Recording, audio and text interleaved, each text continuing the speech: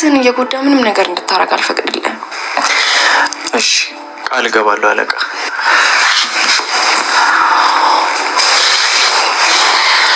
እኔ ራሱ እኮ ስትናፍቀኝ እያገኘሁህ አይደለም። ታውቃለህ፣ ምንም ጊዜ እየሰጠኸኝ አይደለም። አሁን ስራ በጣም በዝቷል። ሰው ሁሉ ቤቱን እየሰራ ነው። ይችን አንድ ወር ብቻ፣ ከዛ በኋላ ሙሉ ጊዜ አንቺ ጋር ነው የምሆነው።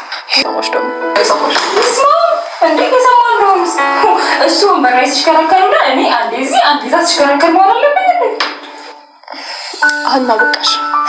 አውቃለሁኝ እኮ ወንድምሽ ስለሆነ ነው አይደለም? ከዛስ ደግሞ ልክ ምግብ ስትበይ እጅ ከፍንጅ ነው የሚይዝሽ።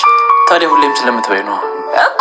ከዛ ደግሞ ምን እንደሚል ታውቂያለሽ? የምትበይው አይጠጋሽም፣ የት እየሄደ ነው ይለኛል። ናተን ኪራ ቤት ተልካ በሄደችበት ምግብ ፍለጋ ወደ ኩሽና ገብታ ነበርና ጽናት ምን ልትሰሪ ከሰው ኩሽና ትገቢያለሽ በማለት ጥሩፊት አላሳየቻት። የማትወጣው ወጥመድ ውስጥ ገብታለች። አሁን ላይ ጠላቷ ከገዛ ቤቷ መጥቶ እያሳደዳትም ይገኛል። አሁን ላይ ለእህቷም እንዲሁም ለጓደኞቿ ደፍራ ነው ማለት አልቻለችም። እና ጽናት በትዳራቸው ላይ ትንሽ ቁርሾ ሳይፈጠር አልቀረም። ምሳና ቁርስ እንዲሁም ራት የማይመገበው ከማን ጋር የበላ ነው በማለት ጥርጣሬ ያድሮባታል። ሰላም ጤና ይስጥልኝ ውድና ክቡር የሆናችሁ የቻናሌ ቤተሰቦች እንደምናላችሁልኝ በያላችሁበት የዓለም ዳርቻ ሰላማችሁ ብዝት ይበል እያልኩኝ ለቻናሌ አዲስ ከሆናችሁ ቪዲዮ ላይክ ቻናሌን ሰብስክራይብ በማድረግ አበረታቱኝ እያልኩኝ እስከ ቪዲዮ ፍጻሜ አብራችሁን ቆዩ። ሰኒ መኝታ ቤቷ ላይ ተኝታ ግን ደግሞ እንቅልፍ ባይኗ ዞር ሊል አልቻለም። ክፉኛ እያሰበች ነው። አንደኛ ጠላት ከቤቷ ስላለ እንቅልፍ አልመታሽም ብሏታል። ጆከርም ያለችበት ሁኔታ ስለገባው ወደ መኝታ ቤቷ አምርቶ እንዴት ነሽ ደህና ነሽ ወይ ብሎ ሰላምታ ከጀመረላት በኋላ እሷም ያለባትን ችግር ነግረዋለች። ታቸውም ያሉበትን ችግር ካወሩ በኋላ ማታ ላይ እንቅልፍ አልወሰደኝም፣ እባክህ አብረኸኝ ተኛና እንቅልፍ እንዲወስደኝ በማለት ካሷ አጠገብ መሆንን ፈልጋ ነበር። እሺ ብሏታል።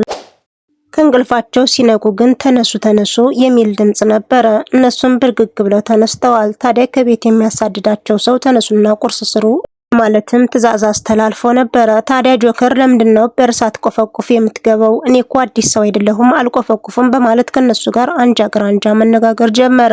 ወደ ስራ መሄድ ፈልጎ እየለባበሰ ነበረ። ታዲያ ትነቃህልኝ እንዴ ባለቤቴ በማለት በሰላም አውርታውም ነበር። በዚህ መሃል ታዲያ ለምን አትቀሰቅሽኝም ረፈደብኝ ይላታል። እናትም ስተኛ እኩለ ሌሊት ሆኖ ስለነበረ እንዴት ብዬ ልቀስቅስህ በማለት ስለ ትዳራቸው አንዳንድ ነገር ማውርተዋል። በምፈልገው ሰዓት እያገኘው አይደለም፣ ብቻ ላቅም ስራ እየበዛብህ ነው፣ እኔ ጊዜ እየሰጠኸኝ አይደለም በማለት በግልጽ አማርኛ ማውርተው ነበር። ሰሞኑ ስራ እየበዛብኝ ነው እንጂ ላንቺ የሚሆን ጊዜ አላጣም፣ ከዚህ በኋላ ስራዬን ከጨረስኩ ካንቺ ጋር ነው ጊዜ የማሳልፈው በማለት ተስፋም ሰጥቷታል። እናትም እሺ በቃ ችግር የለውም ይህን ቀን በጉጉት እጠብቃለሁ ካለችው በኋላ ቁርስ ላቀርብልህም ብለው ነበር። እኔ አልበላም ከዛው በላለሁ ይላታል። እናት እዚህ ጋር መጥፎ ነገር ለማሰብ ሞከረች። አሁን ላይ ራት ካልበላ ቁርስም አልበላም ብሎኛል፣ ከማን ጋር እየበላ ነው የትስ ይበላል በማለት ብቻ ግን ደስ እንዳላላት ያሳብቅባት ነበር። ሰኒ ቤት ያለው ወንበዴ ከባድ ችግር እየፈጠረ ይገኛል። አሁን ላይ ትንሽ ጊዜ ነው ሰጥቻቸዋል፣ ያለቻትን ጊዜ በደንብ ተጠቀሙባት በማለት እያንገራገራቸው ይገኛል። ጆከርም ከኛ ምንድነው የምትፈልገው እስኪ ንገረኝ ብሎ ቢጠይቀውም አሁን ላይ የምፈልገውን ነገር ልነግራችሁ አልችልም፣ ብቻ ግን ጊዜያችሁን በአግባቡ ተጠቀሙ በማለት ዝተዋል።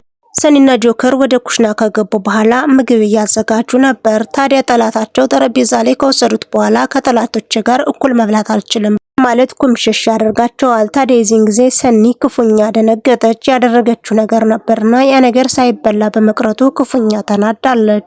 ወደ ስራ እየሄደ ነበርና ሀናም ደግሞ ቁርስ የምትበላበት ካፌ ስላላገኘች የሚመጠመጠውን ከረሜላ ሁለቱንም ይዛ መንገድ ላይ ይገናኛሉ። አንም መንገድ ላይ ስታገኘው ክፉኛ ደንግጣ ስለነበር ምንድነው ምን እያደረግሽ ነው በማለትም ማፋጧት ነበር። አረ ምንም አይደለም ዝም ብዬ እየሄድኩ ነው በማለት ብትመልስለትም በእጅ ያዝሽው ምንድነው በማለት ያለውን ነገር አሳይተዋለች። ኪራም ከረሜላውን ካየ በኋላ በዚህ እድሜሽ እንዴት ይህን ትበያለሽ በማለት አንድ ሁለት መነጋገር ጀምረው ነበር። ታዲያ ምግብ እስከምበላ ድረስ እንደማቆያ ልጠቀምበት ነው ብትለውም ጣይው አሁን ከቢሮ ሄደሽ ወረቀት ታበላሻለሽ ይላታል። ከረሜላውን መብላት ፈልጋ ላለመጣል ብትሞክርም እሱ ግን አይቻልም ስላላት ከረሜላውንም ጥለዋለች። ክፉኛ ተናዳ ወደ ቢሮ ከሄደች በኋላ ልጥልጥ ብላ ከወንበሯ ላይ ተኝታለች። ኪያ በዚህ ሰዓት እየሳቀችም ነበር። ምልሽ ሀንዬ እንቅልፍሽን ሳትጨርሽ ነው ወደ ቢሮ የምትመጪው በማለትም ጠይቃት ነበር። እንዴት ስንት ሰዓት ገብቼ ስንት ሰዓት እወጣለሁ ስንት ሰዓትስ እንቅልፌን ጨርሳለሁ በማለት ከእንቅልፏ ነቅታ እያወራቻትም ነበር። የምገባው 3 ሰዓት ነው። ምግብ ሰርቼ እስከምበላ ደግሞ 4-5 ሰዓት ይሆናል እና ምን ሰዓት ነው የምነሳው? 12 ሰዓት ተነስቼ ወደዚህ መምጣት አለብኝ። ምን ሰዓት እንቅልፌን እጨርሳለሁ በማለት ታማርራለች። ላይ ከዚህ መጥተሽ ምግብ ለመብላት ስታስቢ ኮቴው ሳይሰማ ከወንበሩ ላይ ሲሽከረከር ብሎ መጥቶ ከኔ ጋር ይጮህብኛል በማለት ኪራንም ማማት ጀምራ ነበር። ወዲያ ወሬውን ጀምራ ሳትጨርሰው ኪራ ከቢሮ ከተፍ ይላል። ኪራ መጥቷል ብላ በሳይን ብታሳያትም እሷ ግን ሊገባት አልቻለም። የሆድ የሆዷን እያወራች ነበርና ኪራ በድንገት ይሰማታል። አማንጂ ሆዳም ስለሆንሽ እኮ ነው እንደዛ ያደረኩት በማለት ነይ በቃ ያልጨረስኩት ነገር ስላለ ከቢሮ መጥተሽ እንወያይ ካላት በኋላ ክፉኛ ተናዳለች። ራኬብ ለቅዱስ የደውላለት እህቴ ጤነኛ አትመስለኝም፣ ደህና አልሆነችም። ባለፈው ደውዬላት ነበር ግን ደግሞ በሆነ ነገር አሳባ አልቅሳብኛለች። ስለዚህ ሆድ ብሷታል፣ ሂደህ ጠይቅልኝ ትለዋለች።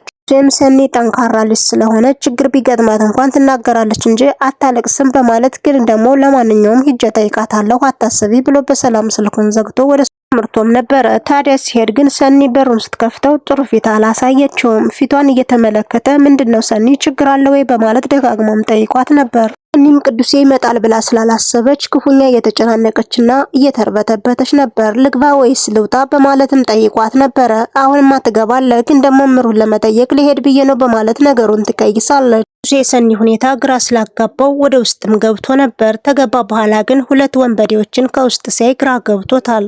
ቤት ገብቶ የሆነውና የተፈጠረውን ነገር አንድ ባንድ እየተመለከተ ነበር። ተገርሞም ነበረ እንዴት ይሁሉ ሰው ከሷ ቤት ሊቀመጥ ቻለ በማለት ቲና ሌና ሰውነት ለመቀነስ ስፖርት እየሰሩ ነበረ። በኃይለኛው ሲሰሩ ስለነበረ ጽናትም አልፋ ለመሄድ ወደ እነሱ ጋር ጀባ ትላለች። ሳታሰማ በሌና ጀርባ ለማለፍ ነበር የፈለገችው። ታዲያ ሌና ስፖርቱን ስትሰራ ነበርና ስላላየቻት የሰነዘረችውን እጅ ከጽናት ላይ ታሳርፋለች። ከባድ ችግር ተፈጠረ። ጽናትም ጡቷን አካባቢ ስለተመታች ልቧን ዋጥ አድርጓት ስለነበረ እዛው ላይ ተዝለፍልፋ ትተኛለች። በዚህ መሃል ታዲያ አቀፍ ድግፍ አድርገው ወደ መኝታ ቤት ወስደው ያስተኟታል።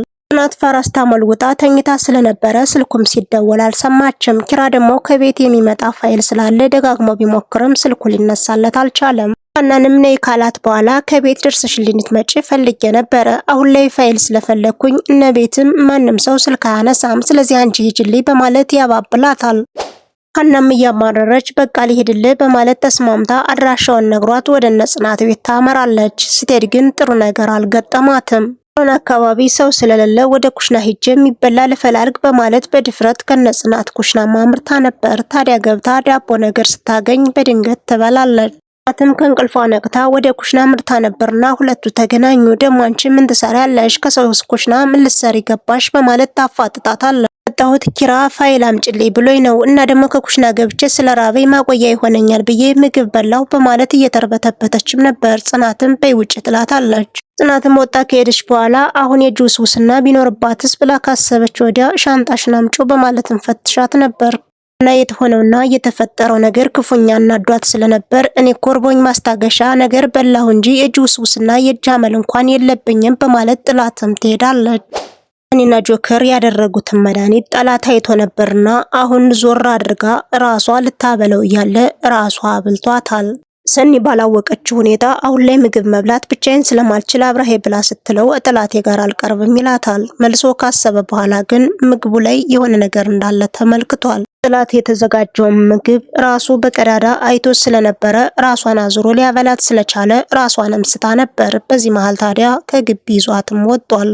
ውድና ክቡር የሆናችሁ የቻናሌ ቤተሰቦች እስከ ቪዲዮ ፍጻሜ አብራችሁ ስለነበራችሁ ከልብ እያመሰገንሁኝ በሌላ ቪዲዮ እስከምንገናኝ መልካም ምሽት ይሆንላችሁ።